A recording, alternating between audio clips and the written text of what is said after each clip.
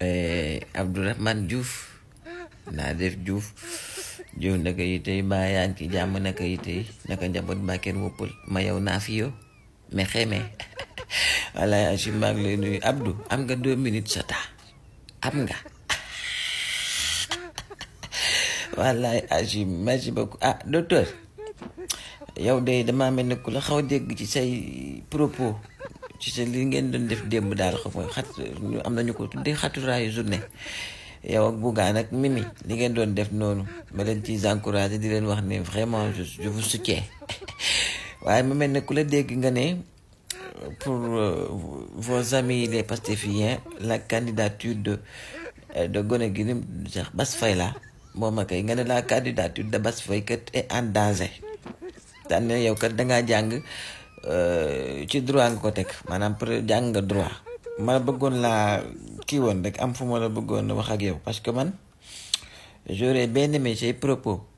parce que yéen comme journée boo xam ne da ngeen ko organiser parce que dañ leen a jaay doole boo tegoon sa wax jooju nga wax ci kët la candidature de Bassirou Diomaye Faye mi ngi en danger parce que day tegu ci jaay doole pas ci droit ndax xamul tax Abdou depuis un certain temps on a les dossiers sax de Ousmane Sonko de Bassirou Diomaye Faye mu am ay avocats yu ciy liggéey depuis lors di def liggéey bu exceptionnel bu incroyable bu extraordinaire amit ay juriste yu jàng droit comme ni nga ko jàngee yuy nekk ci télé bi chaque jour wallaay Achim ils n'ont ménagé aucun effort pour que ñun sénégalais yi ñu comprendre droit xam li xew ci dossier yi dara jumpale wuñu ko ci Abdou booba ba tey nga ne pat waxoo ci defoo ci dindiwoo ci parce que yow kat nee nga yow kat réew mi doo ko laaj ci xëj-xëjloo ak tuuru deret ak xeex ak xuloo te loolu moom c'est vrai am réew kenn waru koo laaj ci loolu merci mais dangaa bëgg yow ñun kat ñi ngay waxal ñun waa Pastef dangaa bëgg maanaam ñu ignorer li avocats yeeg les juristes les grands juristes li nga xam ne ay nitu droit la ñu ci bëri xam réew mi xam droit jàng ko ni nga ko jàngee li ñu wax ci dossier bi yëpp nañu dossier yi muy bu Ousmane Sonko muy bu